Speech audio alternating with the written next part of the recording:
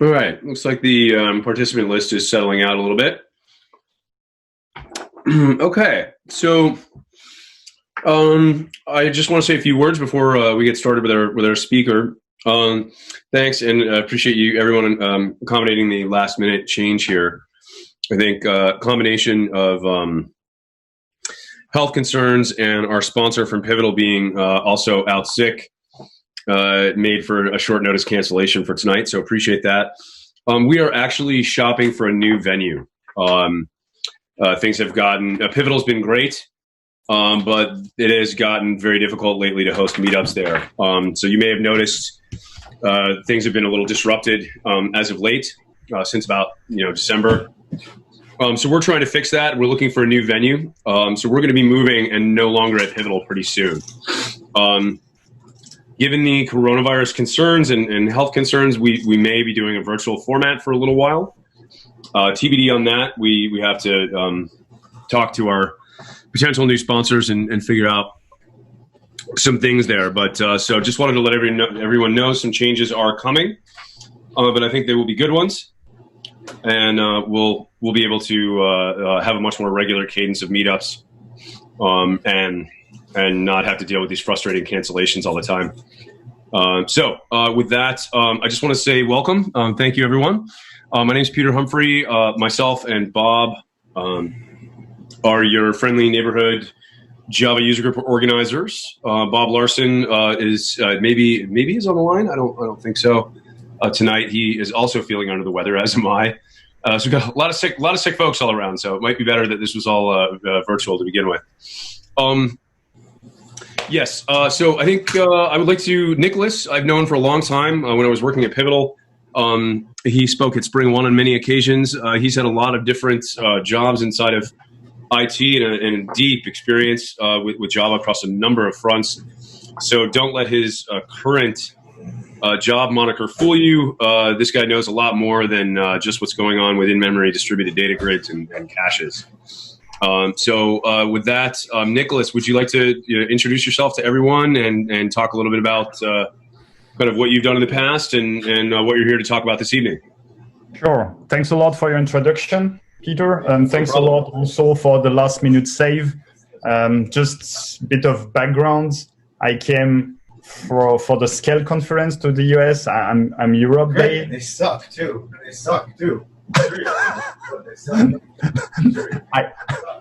I might suggest everybody to mute his or her mic because that's super funny. Otherwise, I just muted that one. We had a call-in user. Yep. And so I flew to this Scale conference, and then I had like less than 10 people in the room because everybody was afraid to come to the conference. And then yesterday I could have a meetup. It was canceled. And like today, thanks to you, the meetup is not canceled. Otherwise, it would have been like, very, very disappointing for me. Anyway, now I must need to work that out. So I'm Nicola Frankel. You gave me a lot more credits. A lot too much, probably. I've been a Java developer or a team leader or an architect, always working in the Java ecosystem as a consultant for like perhaps a bit less than 20 years. So probably you know that as a consultant, you go to different customers and then you have to explain them some stuff. And in general, it's always the same stuff. And I came to realize that most of the time, the problem is not technical. The problem is organizational, or like, let's say it's people. So I had a bit enough of that. And I decided that perhaps I would be more useful if I could do some like conference talk or perhaps taking care of a community. And since last September, I am happy to be a developer advocate. So there is somebody in the chat. So John says, can't hear. Is it just me? Yeah. Sorry for that. Yeah, I'm trying to read the chat meanwhile. So just let me know if there is an issue or write down. No, don't worry about that, Nicholas. I'll take care of like audio issues and stuff like that in the chat. Okay. just worry. I'll try to repeat technical questions. Just look at, have a look at the chat every once in a while for questions on the content and everything else. I'm not super used to this kind of webinars. It's very hard because I cannot have feedback. So okay, I've been a developer advocate since a bit more than a year, and last September I joined a company called Hazelcast, and I hope that you know Hazelcast. Our legacy product that we are still using is an in-memory data grid. And you can think about an in-memory data grid as something that, as the distributed data structures. So you don't use a regular map. We have a dedicated interface called IMAP, but you would use it like you would use a regular hash map. And the only difference is that the data would be partitioned and distributed over all nodes of the cluster members. So it's very simple. And of course, because the API is very simple, sometimes you make perhaps some mistakes because you must always remember that you are still handling something that is distributed. The other product that we offer is Jet, and I will explain it a bit later. So I won't dive too much now. Everything is open source. Hazelcast is open source. You can check our website. There will be references in the end. So this is my planned schedule. The first thing that I want to explain is where do we come from? Stream processing or data streaming, depending on what you read, is pretty popular nowadays, but it comes here for a reason. I will also check some different approaches, talk a bit about Jet. Also, after you use streaming, you need data. And I think that we have a lot of opportunities by leveraging OpenData. I will talk about some specific specification called TTFS regarding public transportation. And I hope that my code is good enough so that my demo will work out. If it doesn't work out because I don't have the right Wi-Fi or for whatever reason, I have a video. So in all cases, I hope I won't disappoint you. So remember when we were young, which was for me a long time ago, when I started working, data was stored in SQL databases. And everybody was happy, and that SQL databases were ubiquitous, and basically everybody had to use SQL. The problem with that approach is that for some use cases, even at that time, that didn't work out so well. My two main use cases that don't fit proper SQL are analytics and reporting. By analytics, I mean in France, in supermarkets have a very strong influence in the value chain in France. It's not the providers, they have a lot of power, and basically they are very, very efficient. And so in general, I've worked a bit with this industry. The director or the sales director, the department director, they want to have the sales number per hour. And so they will ask for this number every hour. And so they can decide if they didn't sell enough to have some discount in the next hour. This is pretty useful. In general, this is coupled with some animation. So you have a dedicated team coming into the supermarket, doing some animation, and then they are the one to announce, hey, now folks rush to, I don't know, the fish department. We will have a 10% discount for the 21st people who come there. So you want to have analytics to make decisions and to make fast decisions. And the second, we are all familiar with it, is reporting. So your bank probably is the one you are most familiar with. like monthly and yearly. You've got like some report telling you, hey, like this is your balance, this was your credit, this was your debit, this is your balance, and yeah. And the problem with those two use cases is that SQL means constraints, because you want to have like correct data, you want to have right data. And so you must say, hey, this column must be like an int, this column must be a number of 32, this column must be a Boolean or whatever. And because we've learned it at school or at work, we must not duplicate data. So we must put everything into dedicated table. And then afterwards, we have those like primary keys, foreign keys, relationship, and then we join them when we do the queries. There are a lot of normal forms. In general, SQL database pulled the free one, which I don't remember because school was a long time ago.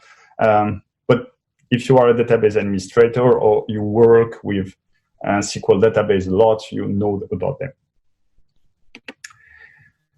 And the issue is that when you are doing reporting, or even worse, when you are doing analytics, then you don't care about normalization. What you want, especially regarding analytics, you want very, very fast reads.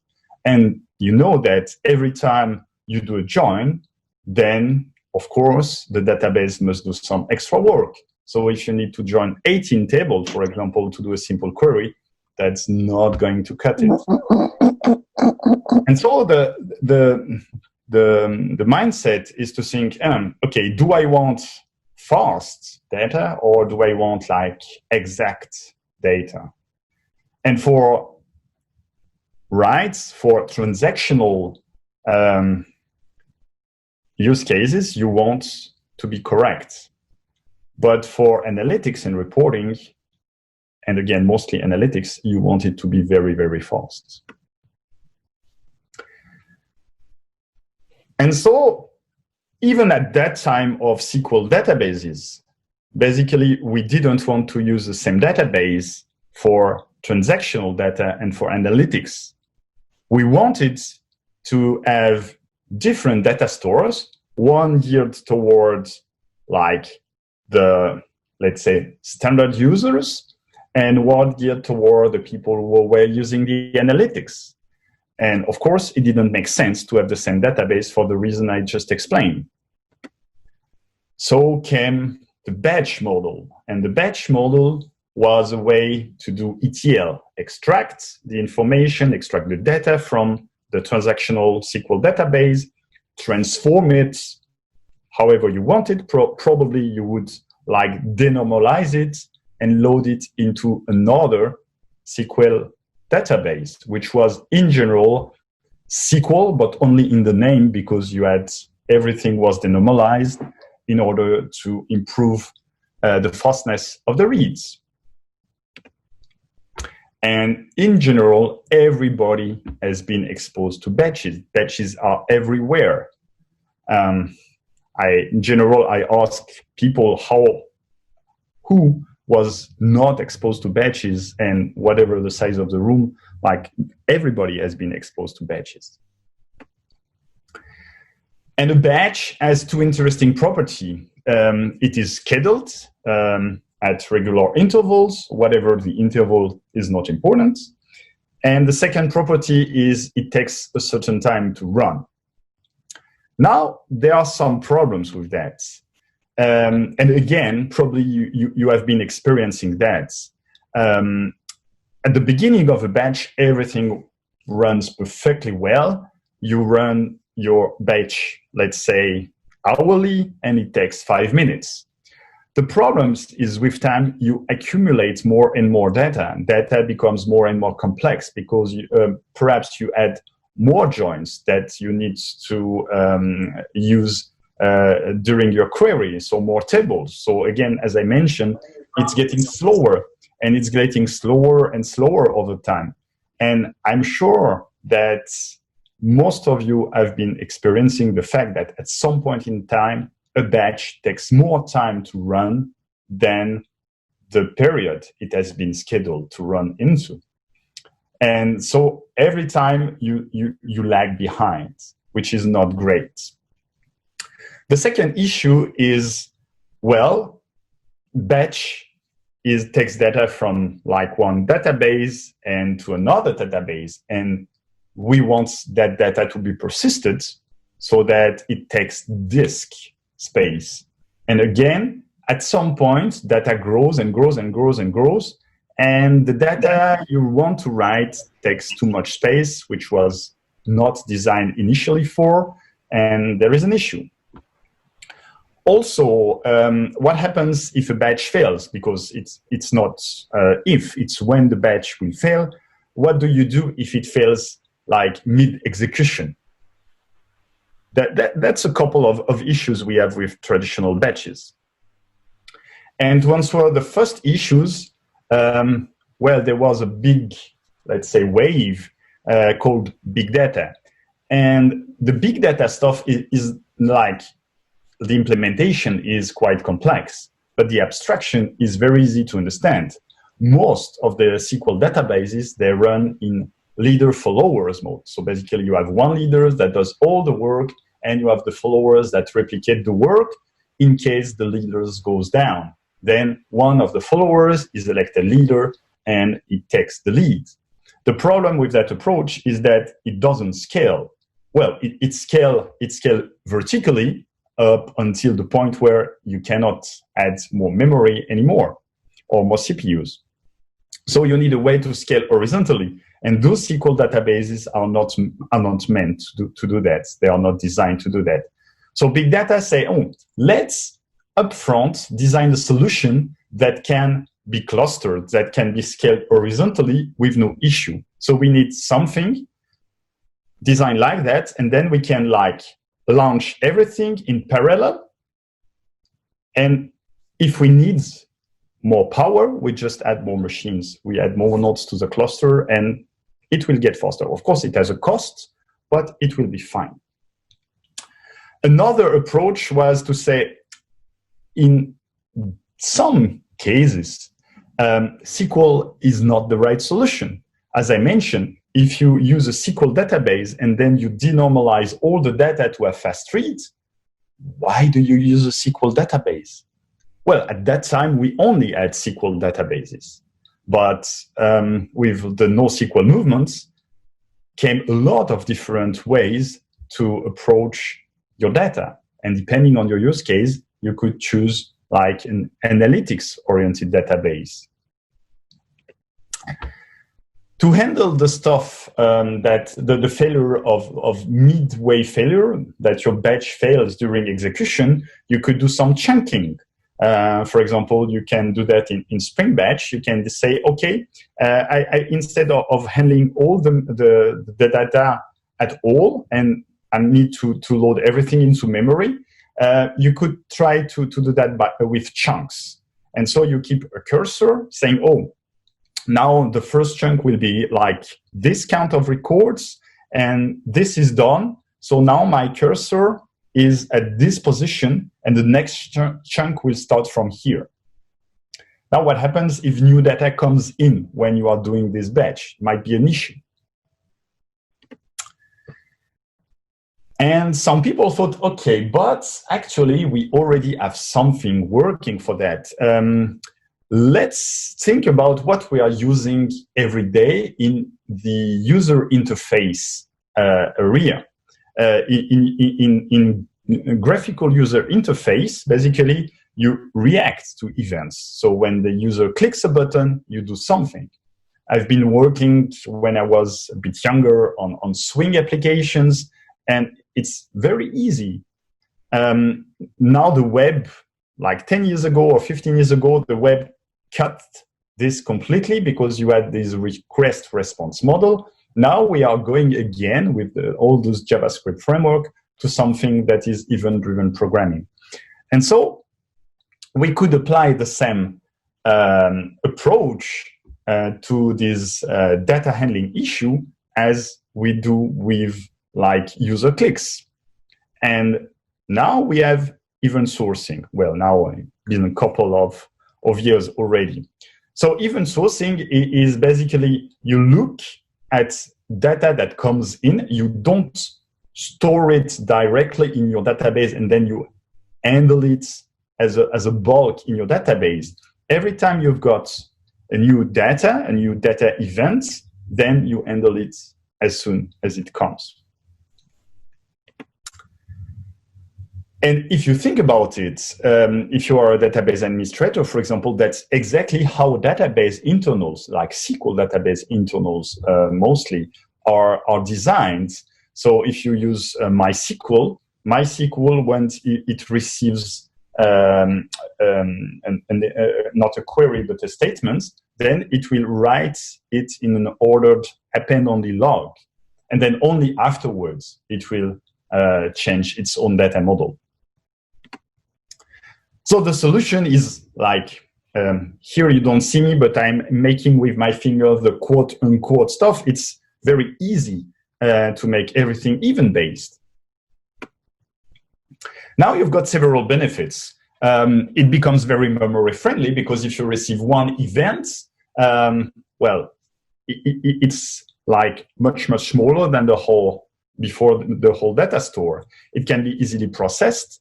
And as an added side effect, now you've got pull-based approach instead of push. And so it gets closer to real time. It's not real time because real time doesn't exist, but it's very close to real time. An additional side effect, beneficial one, is that this analytics or this reporting data is derived data, is data that is derived from your source of truth. And so by using event-based, then you keep this derived data in synchronization with the source of truth. Finally, the world is not finite. The world is actually infinite. Events are infinite. We tend to think about boundaries because we are finite beings. And so we say, oh, like we want the analytics from the previous hour. But is that really what I want? I don't care that much about the previous hour. What I want to see is the trend, the recent trend, might be the last 30 minutes, the last 15 minutes, or I don't care that much. I want to see the trend so that as a supermarket director, I can like steer my sales effort towards selling more fishes or more shoes or whatever. And this framing of saying, I want it in the last hour is not relevant because if the hour is from 10 to 11, what happens at 11:05, for example? Perhaps I'm more interested in that case in what happened in the last hour, like ending at 11:05 and not from 10 to 11. And streaming can be seen as a kind of ETL. So you've got all the same stuff that you had. You extract data from, like, depending on your technology, on some endpoints. You write it on other endpoints. And all along the way, you can do this transformation.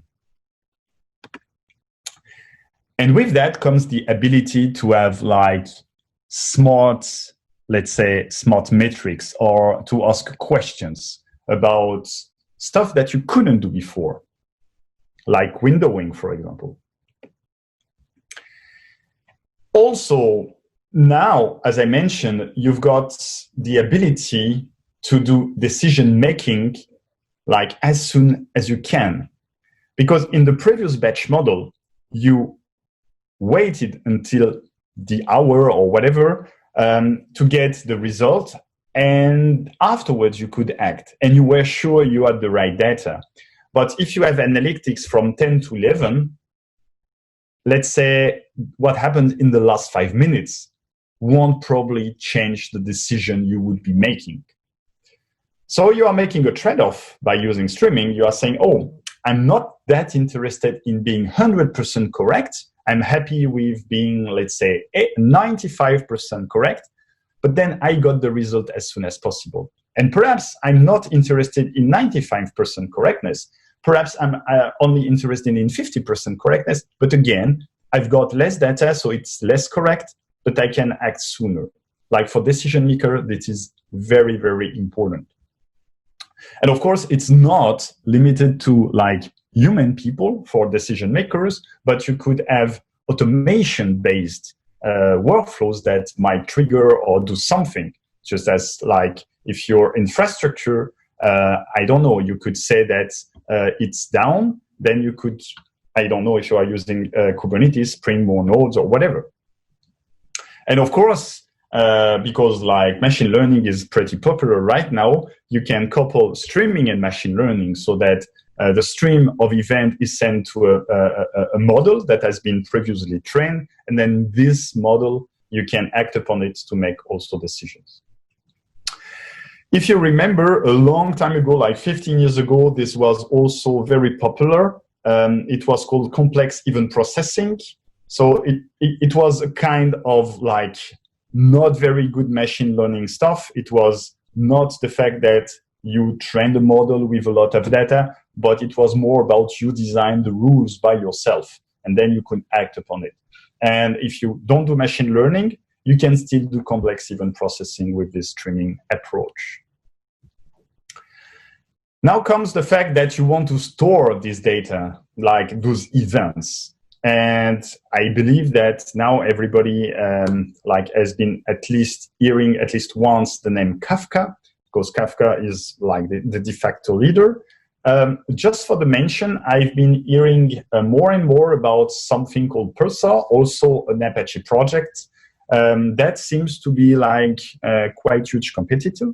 It's not very well known yet, but I would advise you to keep an eye on it because it seems that it has benefits, which I cannot mention because I'm not an expert in neither of them, but you should probably check it out by yourself.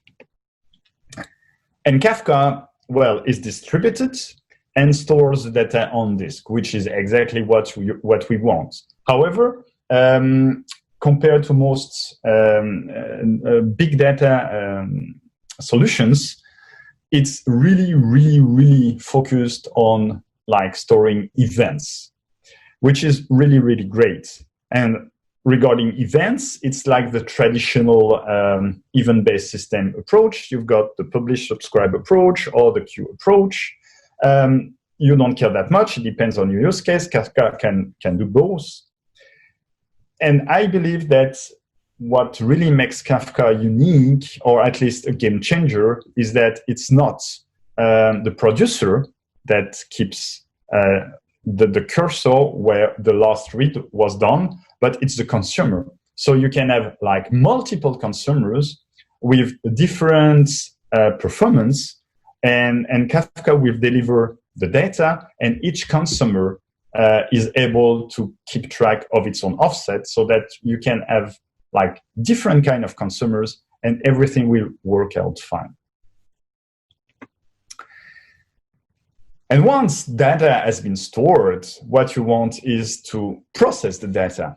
And of course, you can do it using the like relevant technologies such as Kafka streams. However, if you are geared toward speed, then it's much, much faster to do that in memory than doing that and storing that on disk again. And to be honest, these markets has still a lot of technologies, of competing technologies. So you have Flink, you have Kinesis in the cloud, or IBM Streams. Of course, you have Hazelcast Jet. I should also mention this Apache Beam project, which is a tentative abstraction over some of the other in-memory stream processing engines. The issue with Beam is that the specification, this abstraction, was done afterwards so that it doesn't map super great to everything. But I think it's a nice initiative anyway, because as usual, once you use one of those abstractions, then basically you can choose the implementation and change it afterwards. Again, that might not work out so well regarding Apache Beam because the fact that it tries to aggregate all those implementation, but it was done as an afterthought, and vendors are not working together. But I still think it's a worthy effort. And Hazelcast Jet is also an Apache Beam implementation.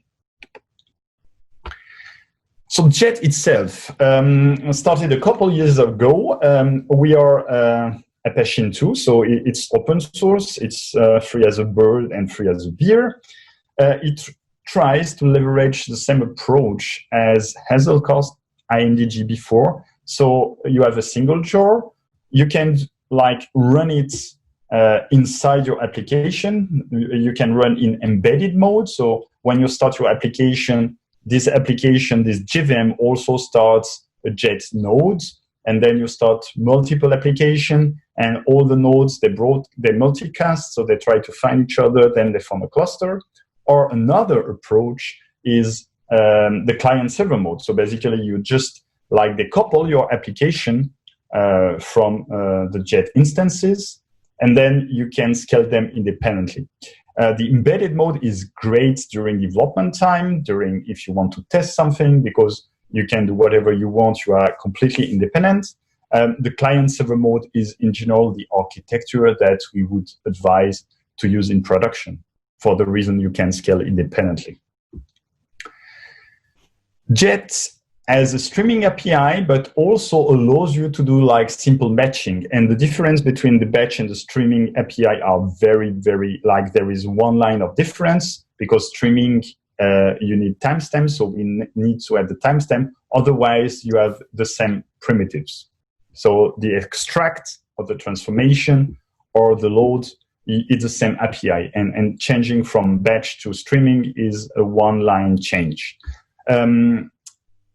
The difference, the conceptual difference between the two is that with batch, you are processing a finite set of data, while with streaming, you are processing infinite sets of data. Of course, we are open source, but we must also have some money coming in, because I must be paid, for example. So we have an enterprise offering.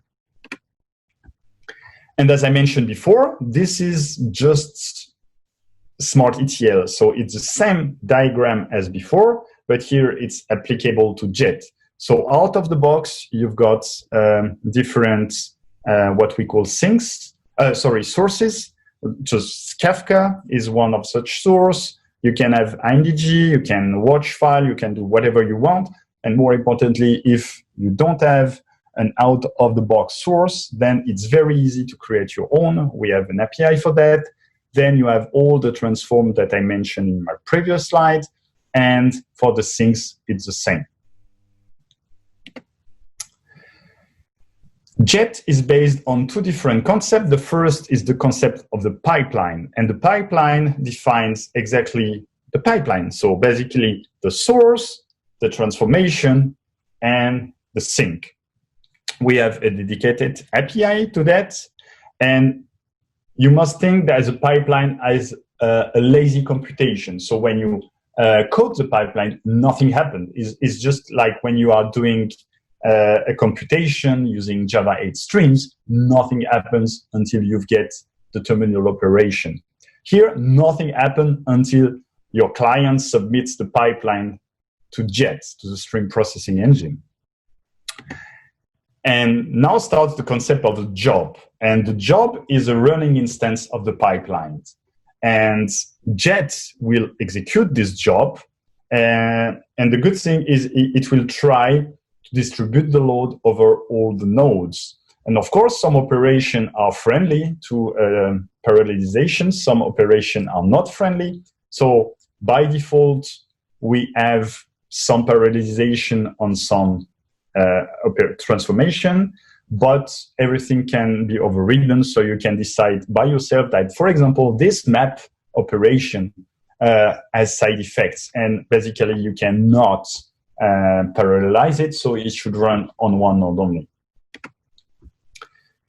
I mentioned the Java 8 API, and actually Jet follows the same principle that you start from an imperative model. And the problem is the imperative model, you are focused on how to do things.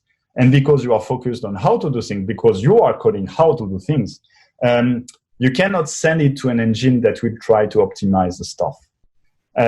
This is the classical imperative model. This is a simple word count that you code pre-Java 8.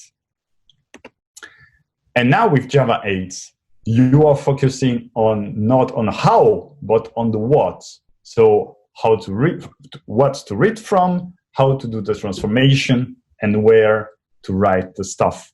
And those two snippets of code are the same. The only difference is the second one can be optimized depending on where you want to run it on. So if you know the Java 8 API, here, for example, you could say parallel stream, and then it will be distributed among all the cores on the machine. Of course, it has issue. You shouldn't use parallel stream, but it doesn't make my point smooth. So as I mentioned, we are trying to distribute the loads evenly among all the nodes if it's parallelizable. And the good stuff with that is, since we are leveraging Hazelcast IMDG, we are using this cluster. And basically, if you need more compute power, then you can add more nodes. If one of the nodes fails, then it's fine, because the cluster will continue running as usual.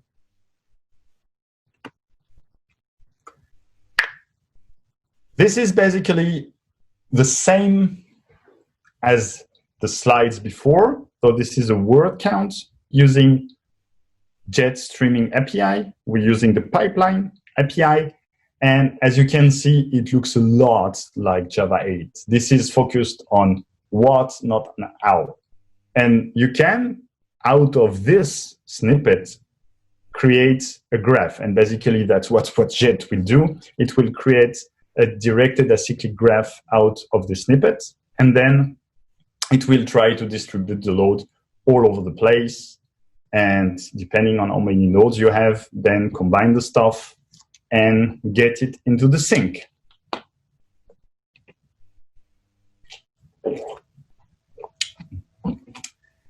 Stream processing is great, but actually it's nothing if you don't have data to process.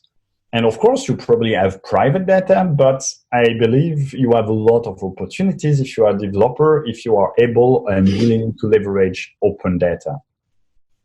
And OpenData is the idea that some or most data should be made freely available to everybody so that they can improve society. Just as open source is a way to say, okay, we are delivering the software to you and you can do whatever you want with it. OpenData is the same, but with the data. So if you combine stream processing with OpenData, you can do a lot of interesting stuff. I don't know in the US, because as I mentioned, I live on the other side of the Atlantic, but in France, there is I think it's a law that says that administration should make their data open if it's not a trade secret or whatever. Of course, there are limitations. In Switzerland, you have the same approach.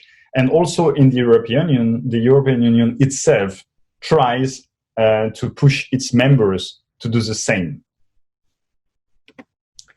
The problem is, once you have the data, it's good, but you will face challenges. The first challenge is access. As developers, we are used to using web services, and I would say even more REST web services.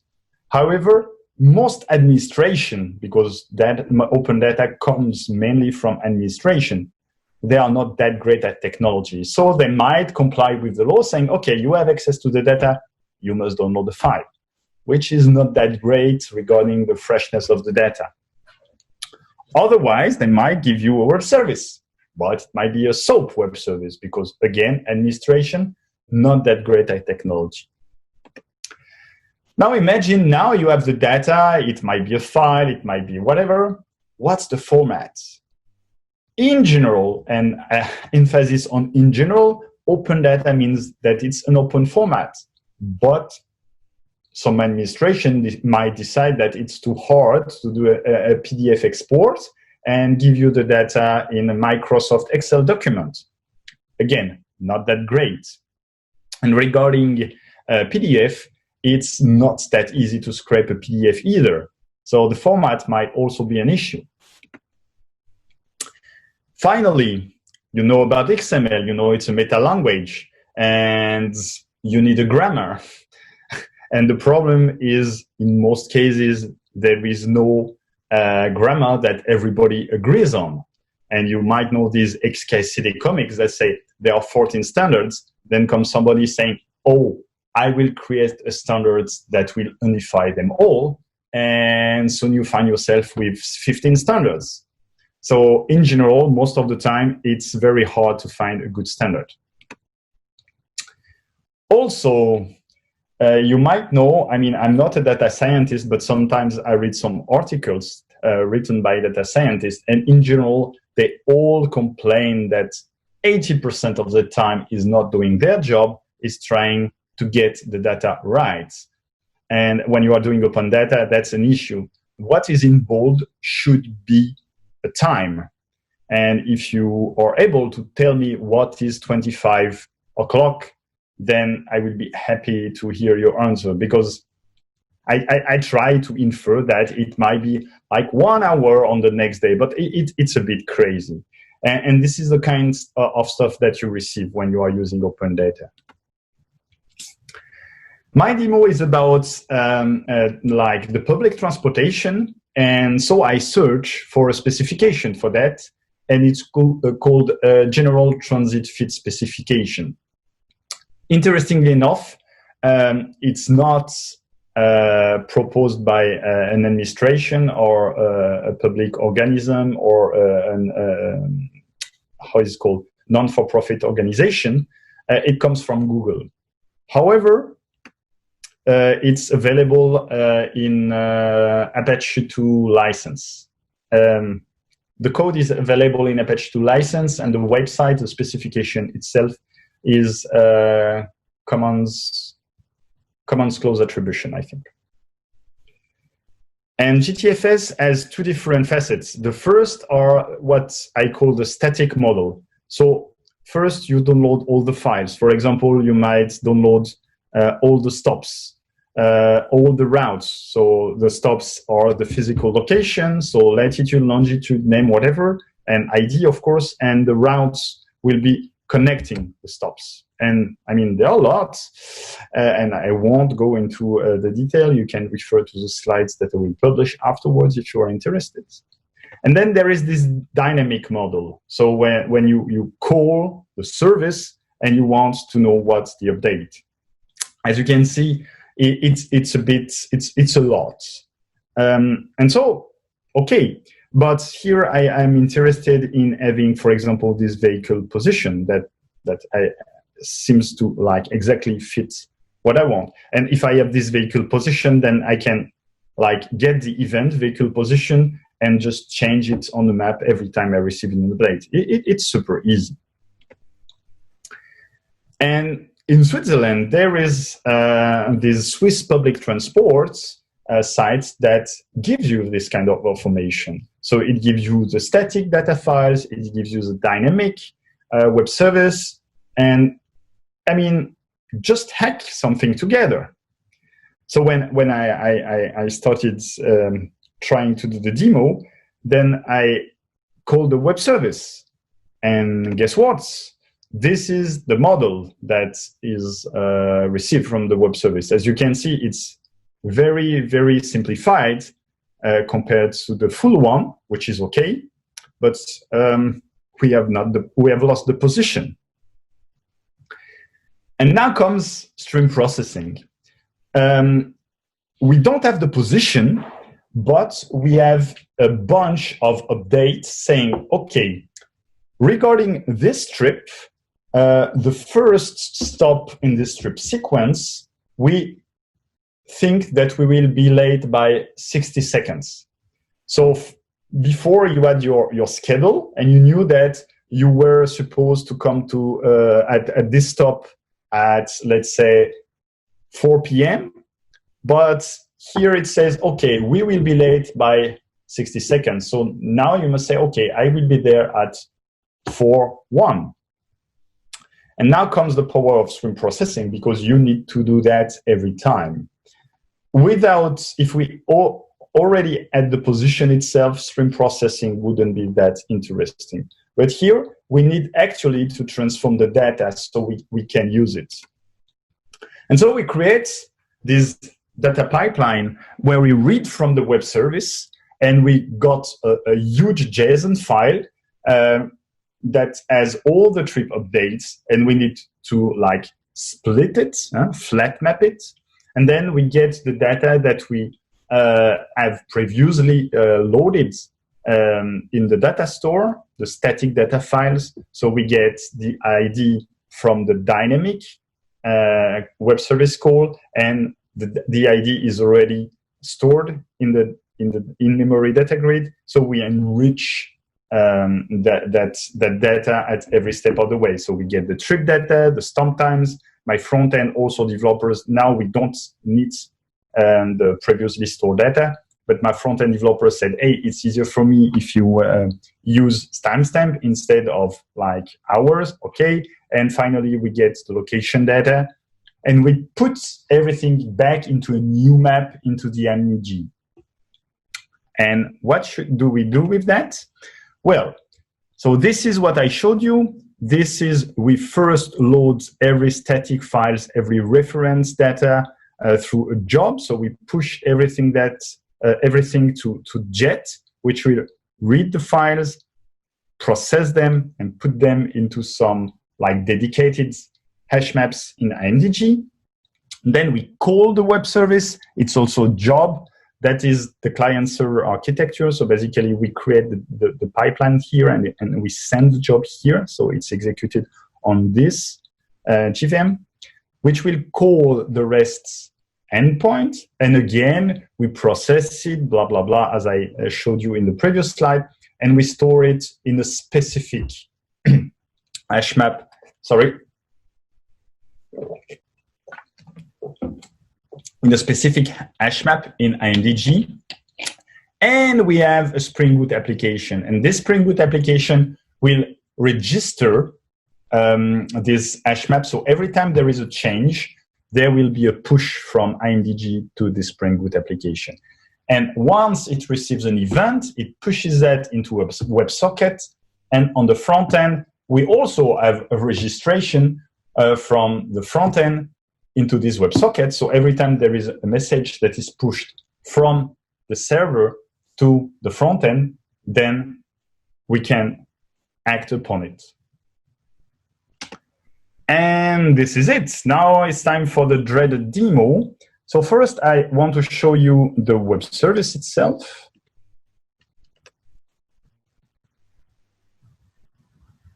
I updated it, so I hope I still have everything required.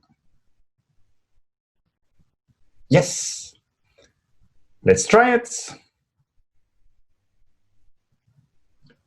I will see that in JSON formats. And here, this is, as you can see, it's pretty huge. Not this one, but this one. I cannot seem to, it's very, very, very long. And here I have this like trip update. As I mentioned, you've got update for like every sequence along the way. So as I mentioned here, it's the difference. It tells me that here I am on time, and here I will arrive 3 minutes before that was scheduled, which is good, but I will depart 1 minute later. Everything will be fine on the third. And also, as I mentioned before, this is the fun with like OpenData is between here I have the first stop, the second stop, the third stop, and what happens between the third and the nth, I have no clue. So I made the assumption that if nothing is written, then they are on time. But I might be completely wrong in my assumption. I have no clue. This is the fun of OpenData. What I did when you were not there is I already like started a local jets, and I loaded everything static.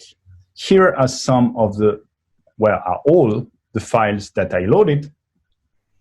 For example, this is the stops. Here, latitude, longitude, name, and ID. And everything is like that. And I have a dedicated job to do that here. So here it's, it's Kotlin. I hope you are not allergic to Kotlin. Now I love Kotlin. I try to do all my demos in Kotlin. If something is not clear, please ask me. But basically what you are doing is you are sending all those jobs that I've defined previously, all those pipeline as jobs. And yeah, I try to be smart, so to create one single pipeline for everything. And basically what those pipelines do is they get the data from, from the CSV file and transform it and put it into JSON format so they can be ingested into MDG in a very, very easy manner. And afterwards, so I can enrich them through the stream dynamic job. And now I have my stream dynamic job. And I can show you that the pipeline is very similar. Well, it reads one by one line by one line. So what I didn't say is here I'm extracting the timestamp out of the event, but I'm splitting this huge JSON into different trip updates. Then I'm enriching that with the trip data. Then I am enriching that with the stop time data. I map the hour to the timestamp, as I mentioned. And now I'm afterwards enriching that with the stop data. I put that into JSON format again, and I sync everything. I write everything into this IMDG map called update. Now it's very important that my demo works, so please pray a bit for me, and let's try it.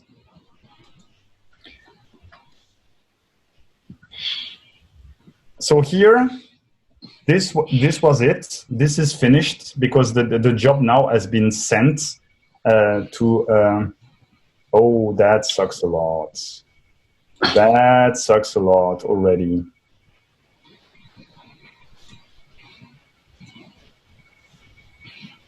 Normally, I shouldn't have watermark here.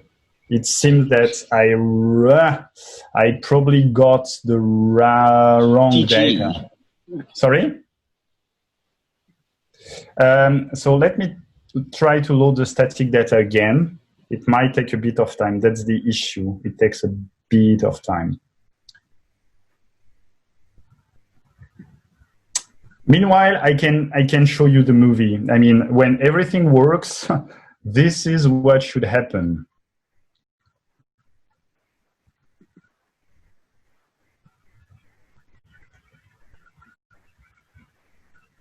So this is done at the right time in the right time zone. So I have a lot of trains available, and you can see they are like moving a bit already. And when you zoom over it, then you can check that I've got data. So I've got the stop data. I know which stop at which name in which location. I know also that this route goes from here to here. And now I've got the name of the trip.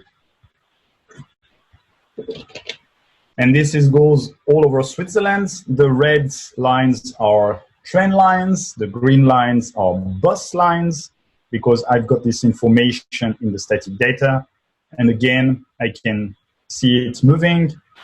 So here, since I don't have the right location when I stream, when I do the transformation, I only know when the bus or train was before, at which time, and will be on his next stop. So what basically I'm doing is, on the front end, I'm doing some kind of interpolation, because there is no other way.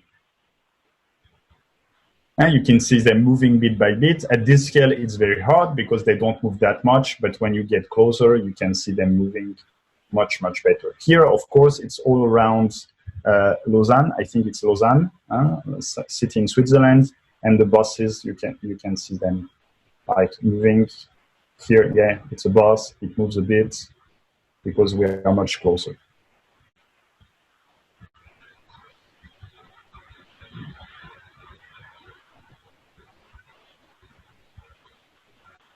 So all over Switzerland, you have this stuff.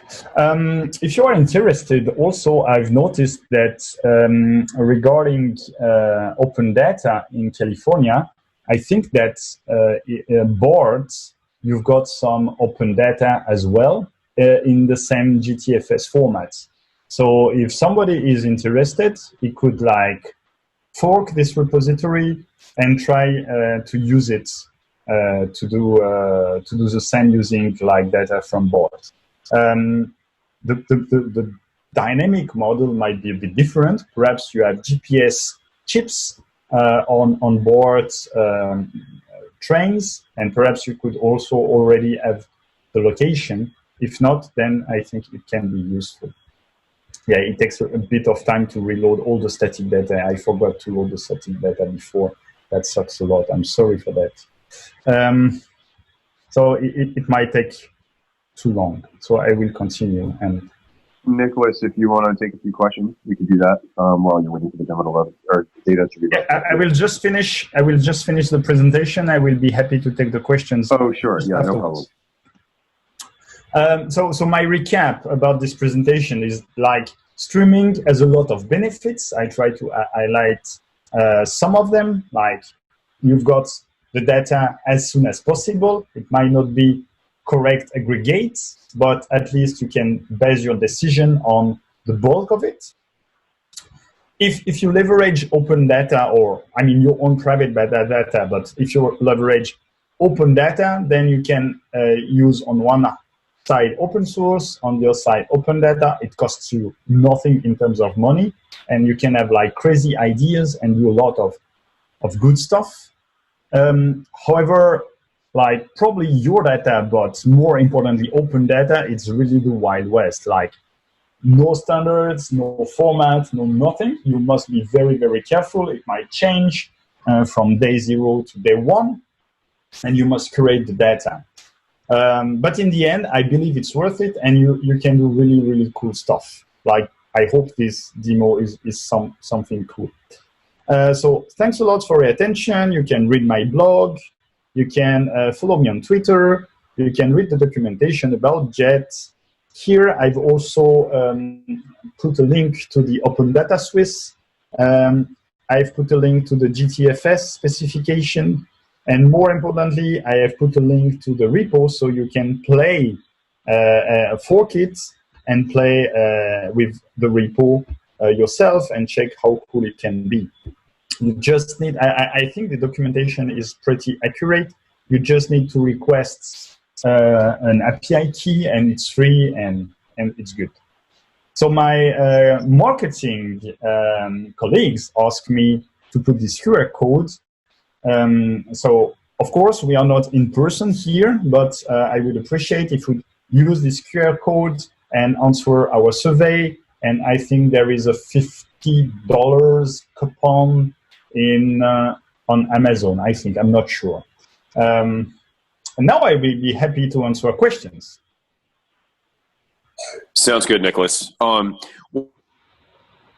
thing as we get started with questions, would you mind terribly dropping the link to your presentation into the Zoom chat? I can do that, but so far it's a PowerPoint presentation. I didn't put it on SlideShare, so that's one incentive to follow me on Twitter. I will tweet the link. No problem. You can also share it with me directly, and I'll send it out. You can do that as well, Nicholas. And then what I'll do is I send it out via the Meetup website. Yeah, sure. Everyone that RSVP'd. Oh, I can do it live if you really want me to.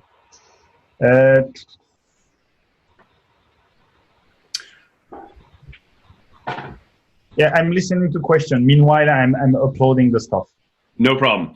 Yeah, I think so far all of it is questions about the getting the slides. Although Sachin had a question about how Spark streaming might be different from the ones that you kind of listed, like Kafka, Kinesis, Flink.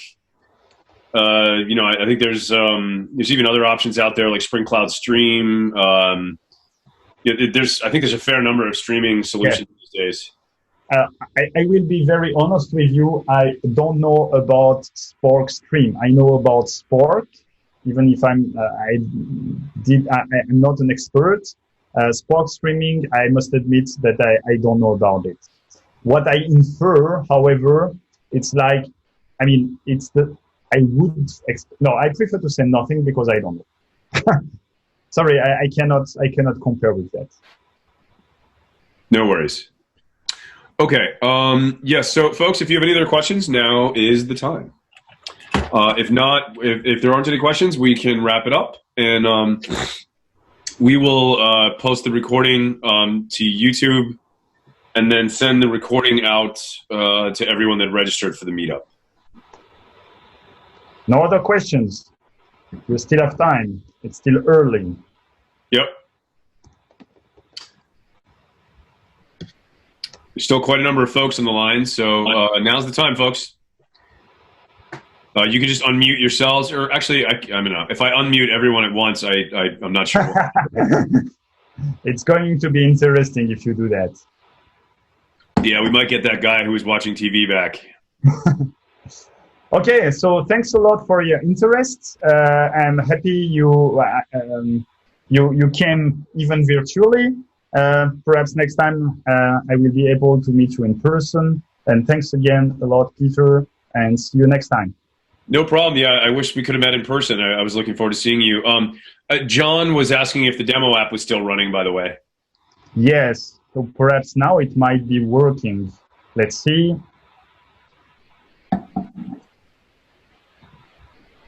Looks like it might be done uploading or loading data. Or no. Yeah, but if it's not finished, that's fine.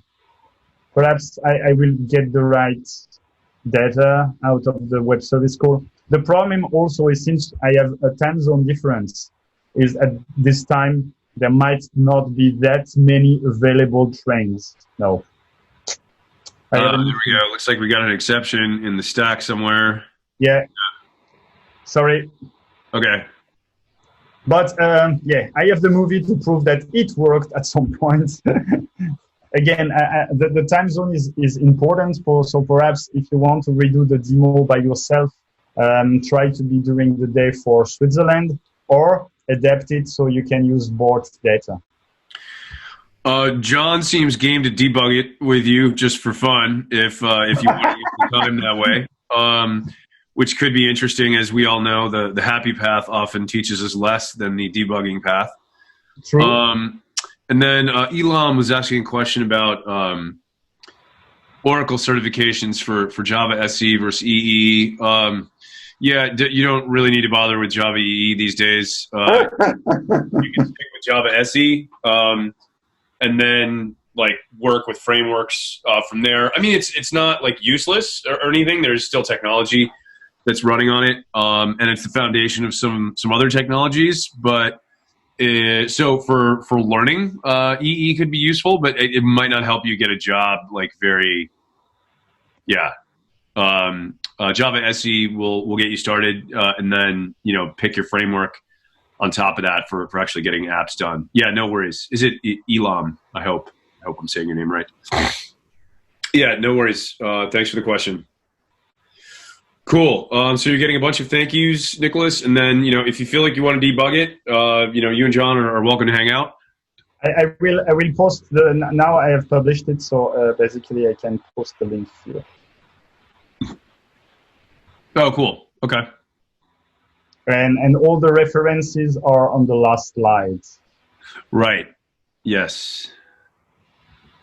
Yeah, there you go. If you click on the blue bar, yep, you got it. There you go. Nice.